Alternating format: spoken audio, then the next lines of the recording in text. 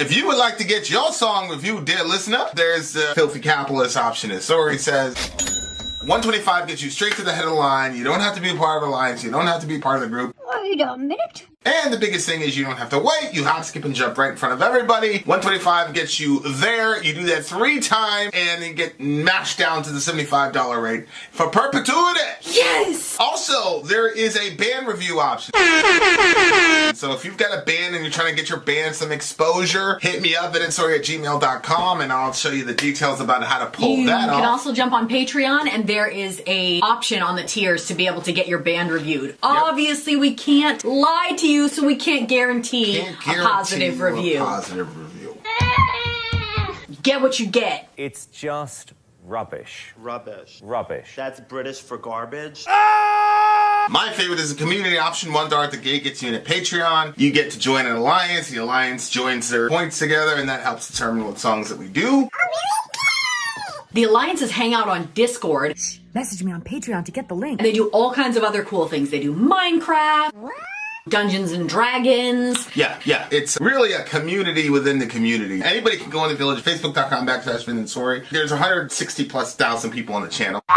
What's cool about the Discord is that it offers a real opportunity for community connection, friendship, that type of thing. And it's on Discord, so if you're not a Facebook person, it's for you. You start off at $1. Right. Plus you get exclusives. Sori and I are working on a song. So the first 15 seconds of that was on Patreon. Also, at $15 tier and above, when we actually debut the video, they're going to be there live with us. There you are, dear listener. Buy our merch. Buy our merch indeed. Shall lead it. Timo, Rautiainen, and trio Niskalaukaus, NY Nit on Mies is the name of the song. Not really a big intro. Right down here. Timo is a Finnish heavy metal band formed in 1996. This song is from their second EP, Kulien Partala, in 2001. Okay? I am butchering the hell out of these terms. So if you're Finnish, Apologies. 1,000 apologies. Okay, and I'm not taking a stab at it because if I did, you guys would be very offended. His reading is better than mine.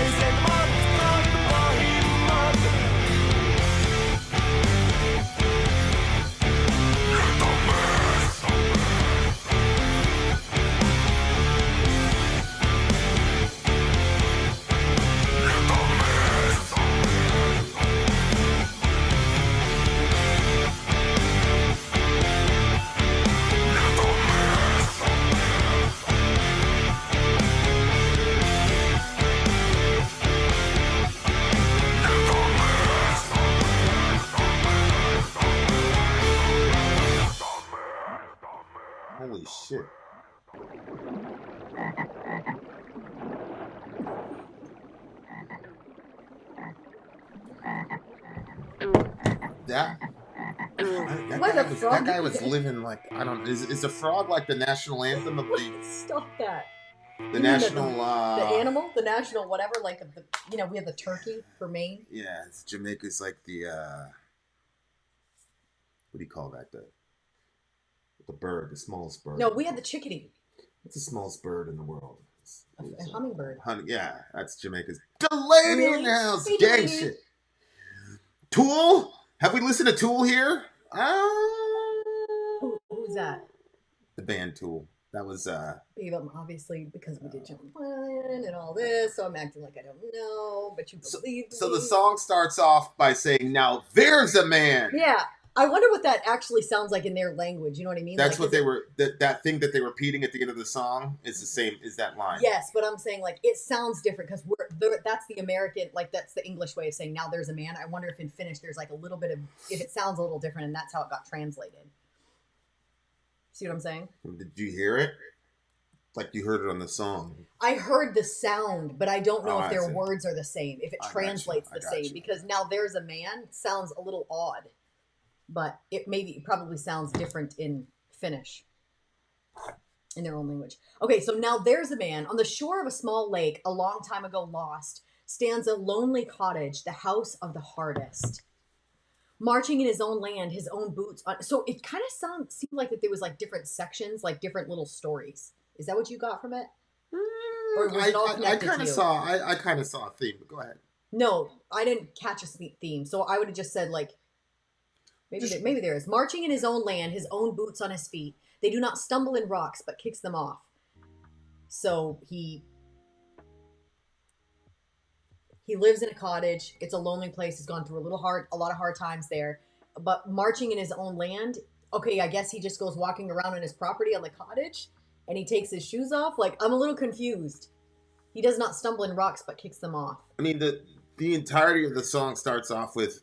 It starts and ends with saying, "There's a man." So yeah, so it's obviously us know some sort of commentary on masculinity. Yeah. So on the shore of a small lake, a long time ago lost, stands a lonely cottage, the house of the hardest man, marching in his own land, his own boots on his own feet. A hard life. I mean, it could be. I mean, the house of the hardest. I'm just assuming that they're talking about him and the kind of life that he leads. And then he says... He's marching in his own land, his own boots on his feet. They don't stumble in rocks, but he kicks them off. Now there's a man. Ready for the big moment. Half a bottle enjoyed. His head presses into the corner of the cabin. The princer seeks something to be treated. I think he's gonna like harm himself, this guy. Oh. That's why it says the pincers are ready for a patient or something like that. The pincers seek something to be treated, but I don't know what pincers are. You know, those pincers are... Pinchers? You know how they say, like, pincer grip with a child? Like, no, that's not familiar to me. Pincer grip? Yeah, we've talked about it literally every time one of our kids do that.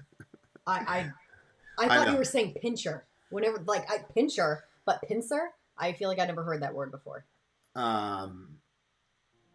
So he says, ready for the big moment. But where are these pincers coming? I'm confused. Where are these pincers coming from that are doing what? So he's marching in his own land, his own boots on his feet. They do not stumble in rocks, but he kicks him off. Now there's a man. Then it says, he's ready for the big moment. Mm-hmm. Half a bottle enjoyed. So he's getting himself ready for something, right? Mm-hmm. And in order to do that, he drinks down half a bottle. So again, like this just sounds like he's a guy who's isolated in his little cottage, and he's just going to end his life, is what it looks like to me. Oh, okay.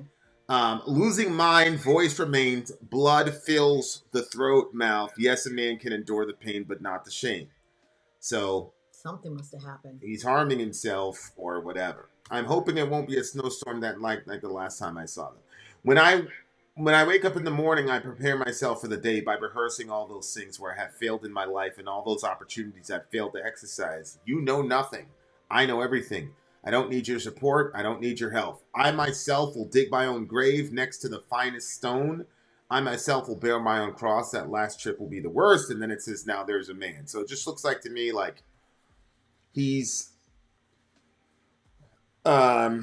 looking at the prospect of his life, and he's finding inspiration from this other guy who did this thing to himself, is what it looks like to me. So he's looking to that other guy for inspiration. And then he looks to himself and he goes, and I wake up in the morning and prepare myself for the day by rehearsing all those things where I failed in my life, in all the opportunities I failed to exercise. So it looks to me like, and it says he can bear the pain, but he can't bear the shame. So it looks like he lost somehow, or something in life didn't turn out the way he wanted it to, or whatever. And he's drawing inspiration, it looks like, from this dude who, you know, went out on his own terms, if you will. Say it that way. Oh my gosh. Okay. Losing my voice. Okay. Tomorrow the house will be open for the Madalha. Wow, okay. And then I know, you know nothing, I know everything. I mean, look, if you want to be, if you want to destroy your life, that's the way to do it.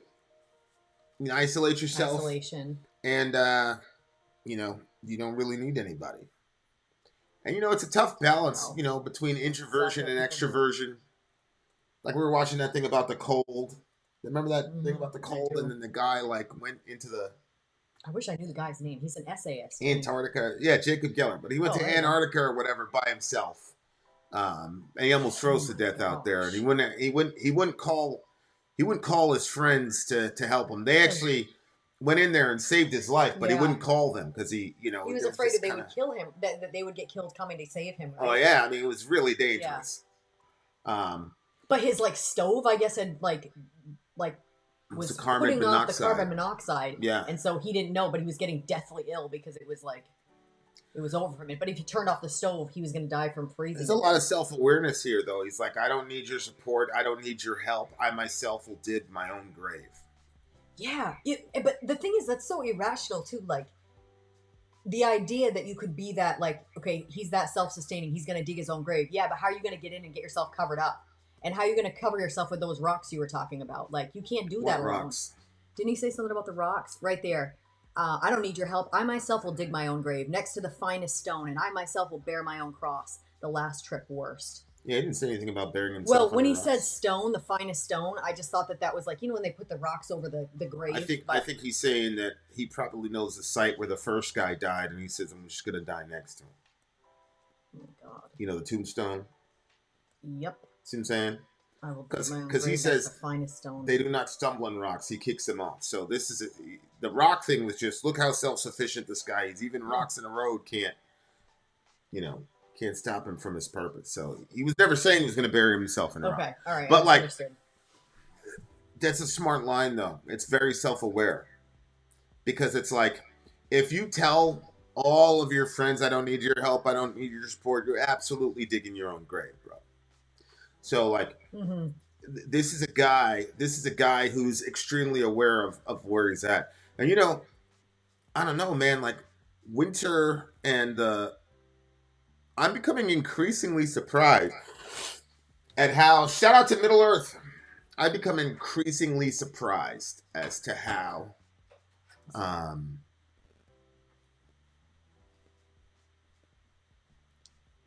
the environment determines so much in my word people's moods. Yeah. To the point of vitamin D absorption relative to the sun, for God's sake. It really changes things, and it makes me so surprised that there are not millions of death metal bands and black metal bands from Maine. It's crazy to me that Florida I know has more bands than Maine. There's so much to do in Florida. I think that there is something to be said about the way that people feel depressed. You know what I mean? When you're depressed, you don't want to do anything. So maybe there's not a lot of opportunities in Maine and stuff. So maybe it's and how big can the black metal scene be? And as in doing live shows and stuff like that. How big do you think it would be here? What I'm saying is everybody and their mother should be in a band here. There's nothing to do. Right. Give yourself something to do. Florida, there's just so much shit to do. I could see why you wouldn't get proficient at your instrument, but good night. But the Europeans, they just kill it.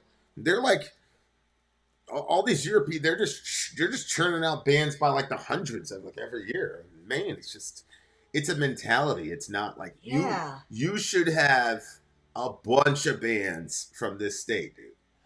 Because like you said, there's nothing to do. To your point, in Florida, there are music stores in almost every town here. Yeah, you can find a music store. Yeah, it's like that's like, come on. Yeah, because all you can do is shit inside anyway in Maine. Texas is another one. Yeah, Texas has a bunch of metal bands. That's what I'm saying. Like, it's crazy. Anyway, what do you get? The song was it was kind of like new metal-y a little bit in the decisions that they made. Mm-hmm. Which this is 7.5 for me. It's an 8 for me. An 8. Okay, Mm-hmm. that was song number 2, dear listener. 6 We're more to go. We're coming right back. We got a lot more time to hang out. Missouri has less bands than Maine.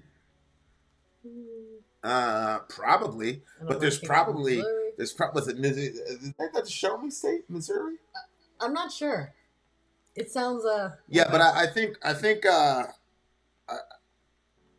I'd be very surprised if Maine has more bands than Missouri. But I mean, hey, it's possible. It's just weird. Our band ain't gonna come from here anymore. That's right. Turn it up right now. All right, dear listener, we shall return. Another one coming down the way. So, Vin, Israel or Gaza? I meant many books. 3 of the books that I have read are causing all the problems. I don't believe in gods, but so, I'm always on the side of the underdog. So you can put that together somehow. Vin out. Sorry out. Gone.